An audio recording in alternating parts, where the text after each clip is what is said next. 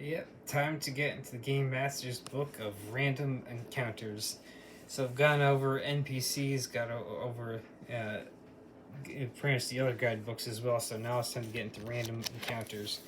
So this is a continuation of the Game Master's guidebook. So good old table of contents and everything. So you can see this one starts off with like a bunch of one-shot adventures. So this way, it kind of gives you like an introduction to quick adventures that you can use, just like the other books have one shots that you can kind of just throw people in and everything. So this one is broken down into a different type of encounters that you can run in several different locales, so like taverns, inns, shops, guild halls, temples, tombs, crypts, the outdoors, homes, hideouts, labs, lairs, and then you can get into actual, as I'm dropping stuff over there. Then you can do basically in a city encounters as well. So quick forward that does pretty much helps give you brief and plus introduction to this book as well. So then you actually are gives a quick reference to stuff that you can use for icons for the maps and everything. So then this part is actually those one-shot adventures. So kind of going to go through those kind of quickly, so that way don't give anything too in depth on. Kind of do the quick flip through for these one-shot adventures, so that way it's not too surprised for players when the DM runs through it and everything. So then you can see the first 100 pages or so are of those one adventures. So then we actually get into the actual random encounters and everything. So what this does is actually gives you maps and stuff this one, for instance, the Not Hostile gives you a quick map and the famous tables that I've gone over, the saying you can either roll and or pick and choose, and so it gives you different ideas and total background information for this map, and then it gets into detail. Gives you a map plus details on it, so it lets you basically do random encounters on the fly. So just like all these books, Game Master guide books, they give the dungeon masters, or GMs, or however you want to call them, valuable tools, so they can basically go through stuff on the fly and everything. Because I'm sure everyone knows the infamous plans of you want to send players right, and then they end up going left, and so you're kind of this. So with stuff like this, it gives you more tools of the trade type of deal to be able to, when that does happen, you can oh, okay, here we go, and kind of be able to adapt and a kind of a pivot and everything, and that much quicker. So you're not sitting there spending 10 minutes just trying to come up with random encounters. You have stuff maybe already pre-planned, and you got these ideas and stuff with these maps and stuff, and all the details. So that way you can instead of spending 10-15 minutes trying to figure something out, you can just maybe spend 2 or 3 minutes flipping through something. Oh yes, I remember how to do this, and pull something like this up, and then quickly roll, and all right, here we go, and then basically make up stuff on the fly, so that it gives you that much more flexibility to be able to instead of being well, it gives you all these tables well, okay, well, this is actually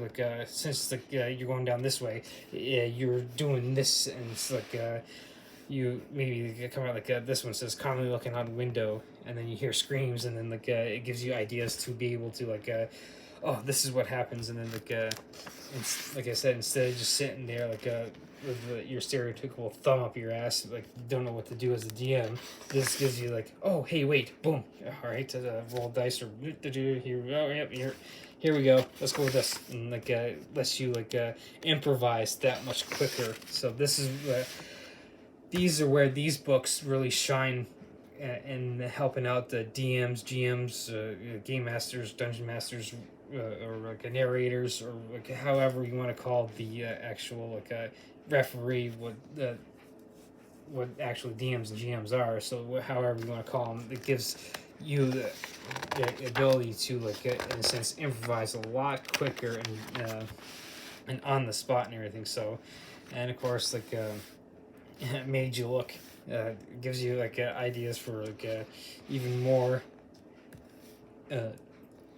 more ideas for like those magical items, and like pretty much like I said, like all these gives you like maps and stuff for like each type of like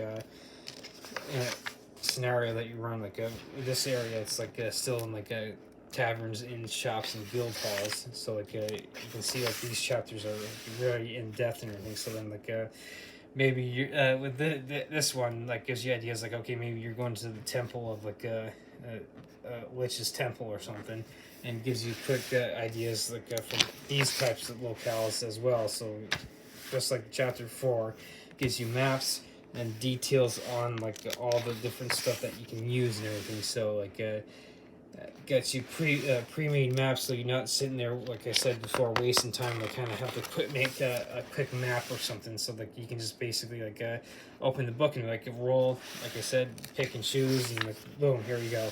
And it saves you a whole lot of time and headaches and everything, and like lets the game flow a lot quicker. So, and like most players would probably appreciate that, where like you're not wasting game time trying to come up with stuff on the fly, like all right, well, let's go this way type of deal. So you're like, all right, here we go. Here's something I like, and it's a good idea to have like a good understanding of these books beforehand, so that way like you can quickly reference them, like and since like open up to this page and be like, okay, here we go. I can do this and this and this and this, and like and streamline your like things that go sideways quite easily. So, and Great Outdoors would be great for like with this the idea of the random encounters. So like especially when like people are traveling from town to the actual cave, or like a lair that they're trying to like or maybe the manor house of some vampire lord that they're trying to encounter or defeat or something, that you can use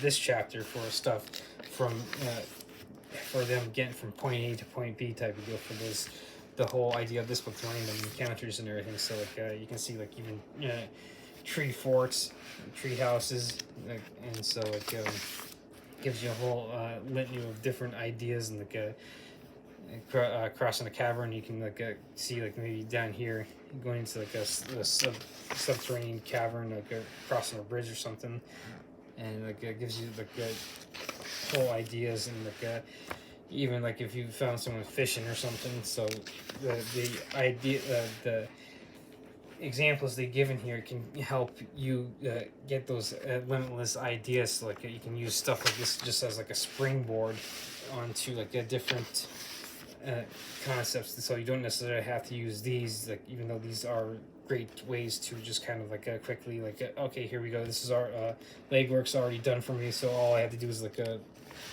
use the tables to roll real quick, and boom, here we go. So it makes my job as DM a lot easier and much more efficient. So that way, like I stated before, you can streamline gameplay that much quicker, and you don't necessarily like have to waste time coming up with something on the fly while in game. Like you have like a reference, like all right, well, like like I've said before, like the game does it stereotypical sideways. You're trying to get the people to go from point A to point B, and then they end up going from point A to point C type of deal. It gives you like options to be able to quickly get through that, and then maybe get them back on to like getting them to point B type of deal. So, and then of course like homes, hideouts, labs, layers. You could do like maybe like running like a thieves guild with the hideouts and everything, and trying to get like ideas for something like maybe a thieves guild type of centric type of campaign, or maybe session or something. So like and this is like maybe, or like the stereotypical, you're trying to get the bandits and everything, and so it gives you like maps, just like every chapter, maps and background information for each map, so that way like you have like keep reiterating ideas that like you can just kind of quickly like plop this book open and be like, okay, here we go, we're going to like a hideout or something, so like I can use something like this. And then of course like this, getting into this last chapter will be like getting into like the actual like cities and stuff, so like and of course like also got castles and stuff, so like maybe like a ruined castle or manor or something that you're coming across, and like as I'm flipping, skipping pages and everything, so it gives you litany of maps of like a shit ton. So then like this basically like quickly get into this last chapter is for like getting back to like the Waterdeep example I've used with Forgotten Realms. Like you could be running a campaign based solely in that city and use kind of like this as like a quick reference, just like the other chapters. Kind of like get like have like a fallback plan in case, like I've said, you want people to go from point A to point B, and then instead go from point A to point C, and you can use something like this to kind of get a roundabout way to get them back to like point B in the first place. And so like and like this is just another valuable tool, and of course it does have like the back randomized tables and stuff, so you can do like a random NPC generator, so it's not as in-depth as the NPC guide and everything, so but like it's just something quickly where you can like in a sense do like a roll up a quick NPC, race, gender, their age, intelligence, like basically lets you like quickly build an NPC like on the fly, and of course gives you a whole idea of names and like a description, so that way like that way with the coming up with stuff on the fly, you're not just like having to sit there like oh well my name's Jack Smith, like okay, or okay, well I'm Jaden Vainweather, and then it gives you like a whole idea on how like what's he like and how he looks, and like ideas to how to run the actual NPCs, so that way like you're not just making up stuff on the fly. You can actually, and then like what's great is about this is that it actually gives you references, so you can go back and instead of like you get caught in like making one NPC up, and then like you're trying to use the same one but come up with a totally different name. You get these tables gives you like references to be able to like so when PCs are, what was that the NPC's name again? You can be like just like and then write a note and like oh yeah, that was Yannick and everything. So like he was so and so that we met at the tavern and everything. So it helps with stuff like this, so that way like you're not just caught in a lie or something, or like the famous note taker for PCs doesn't catch you in a lie.